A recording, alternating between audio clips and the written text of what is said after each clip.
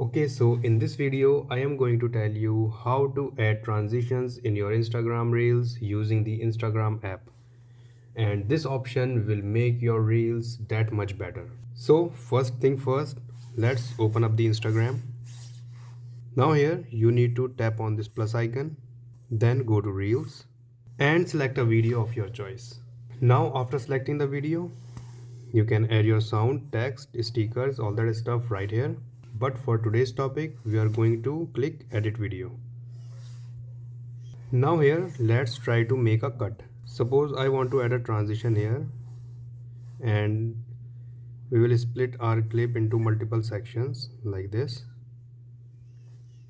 So let's say if I want to make a transition over here, all you have to do is tap on this line icon like this.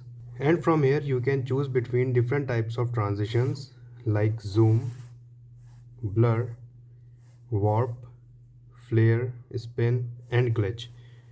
These are the available transitions right now. Once you are satisfied with this transition, you can hit on done, or you can apply this transition to all the other cuts that we have made in this particular clip.